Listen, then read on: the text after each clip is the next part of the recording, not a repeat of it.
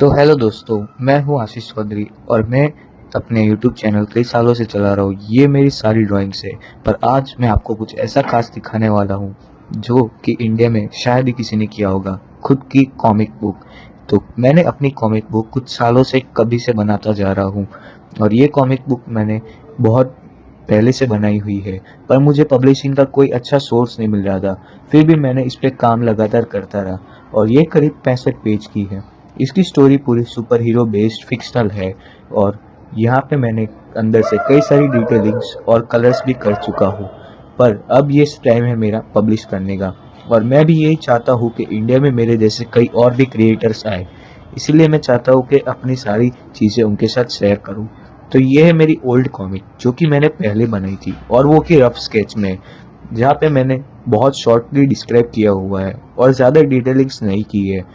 पर फिर भी मुझे पता नहीं आज भी इस कॉमिक से इतना लगा हुआ है कि मैंने आज तक इसे कभी भी पस्ती में नहीं लिया और इस कॉमिक को संभाल के रखा। तो ये है मेरा कैरेक्टर फ्लक्सर, जिसके पास पावर है इनफाइनाइट एनर्जी की।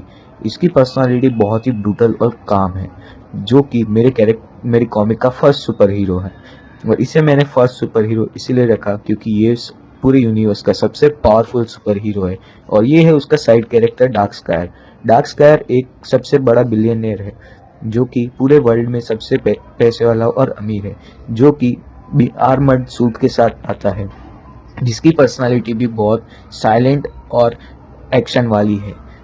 तो इसी के साथ मैं आपको बताना चाहूँगा कि भाई इसके पास हमेशा एक मशीन गन रहती है जो कि बहुत खतरनाक है। और अब बात करता हूँ कॉमिक की। तो कॉमिक तो जैसे मैंने बताया कि आपको अगर कॉमिक बनानी हो तो आपको क्या क्या करना पड़ेगा। तो चलो स्टार्ट करते हैं वीडियो को। तो सबसे पहले आपको एक प्लान बनाना है, जिस प्लान में मैं अभी आपको बताऊंगा कि आपको क्या क्या करना पड़ेगा। सबसे पहले हमें स्टार्ट करना है स्टोरी लिखनी, जो कि आपके पास होगी पहले से। उसके बाद मेन चीज़ हमारी रहती है स्क्रिप्टिंग। जब स्क्रिप्टिंग जो हो गई है, जो हमें चैट जीपीटी या गूगल जेमिनाई से भी आप ले सकते हो। उसके बाद स्क्रिप्टिंग हो जाने के बाद हमारा रहता है रफ स्केच। रफ स्केच एक ऐसी चीज़ है जहाँ पे नॉर्मली हमें कैरेक्टर को स्लोली स्लोली डिजाइन करना है, जहाँ की आपको अगर हाई ड्राइंग नहीं आती हो तो वो कर सकते हो। उसके बाद आ जाती है ब्लैक एंड व्हाइट इंकिंग, जहाँ पे आपको बस अपने रफ स्केच को सिर्फ और सिर्फ कलर में नहीं बदलना है, सिर्फ उसको ब्लैक एंड व्हाइट इंक करना है। उसके बाद अंदर आता है फिल करने डायलॉग्स, जो कि आपने रफ स्केच के टाइम पे उनके लिए कॉलम छोड़े होंगे। उसके बाद आ जाता है हमारा फाइनल टचअप। कलरिंग कलरिंग हो जाती है फाइनल टचअप के साथ। जैसे कि आपने फाइनल टचअप कर लिया है तो उसके साथ साथ आप कलरिंग भी कर सकते हो। और उसके बाद मेन चीज़ रह जाती है पब्लिशिंग। और पब्लिशिंग एक ऐसी चीज़ है जिसमें हमें मेनली काम रहता है कि पब्लिश करना है, जो कि हमें बहुत ही हार्ड पड़ता है। पर उसको आप यूज़ कर सकते हो किंडल और ई बुक के द्वारा। तो चलिए वीडियो को और आगे बढ़ाते हैं। तो अभी मैं स्टार्ट करने वाला हूँ कुछ और चीज़ें। जैसे कि आप अगर पहले कॉमिक बना रहे हो तो उसमें एक ही सुपर हीरो रखो। Start with only one character और सुपर हीरो। अगर आप मांगा कॉमिक या मानवा बना रहे हो तो एक सुपर हीरो से स्टार्ट कर सकते हो। तो ये चीज़ बहुत मेन रहती है। जैसे कि मैंने फ्लक्सर फ्लक्सर को यूज़ किया और फ्लक्सर ही मेरा यूनिवर्स का पहला हीरो है। तो उसके साथ ही मैंने पूरा यूनिवर्स बिगिन किया है। तो आप भी स्टार्ट कर सकते हो। तो यहाँ पे आ जाते हैं हमारे मेन कॉमिक्स में टाइप्स ऑफ पैनल्स।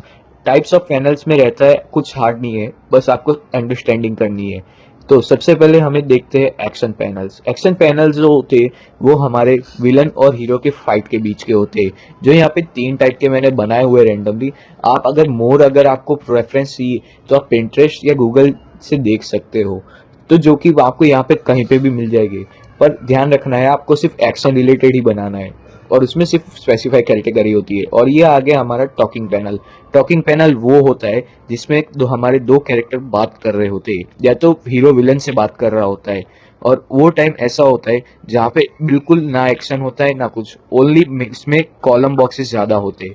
उसके बाद आ जाता है हमारा इंट्रोडक्शन पैनल। इंट्रोडक्शन पैनल कुछ टिपिकल नहीं है, उसमें भी सेम चीज़ रहती है। जैसे कि अगर आप इंट्रोड्यूस कर रहे हो अपने हीरो या फिर विलन को, तो उसमें ऐसे 3 टाइप के कैरेक्टर यूज कर सकते हो, ये काफ़ी यूजफुल है।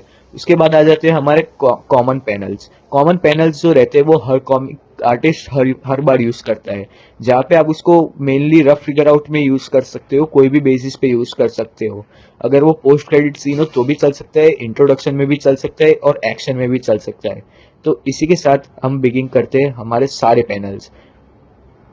ये हो गए पैनल्स, और इसके बाद हम बताऊंगा कि जब आपको अगर कोई पैनल्स में ज़्यादा डिटेल चाहिए हो तो अगर आप वीडियो में एंड में लिख सकते हो कि हमें ज़्यादा वीडियो, और चैनल को लाइक एंड सब्सक्राइब करना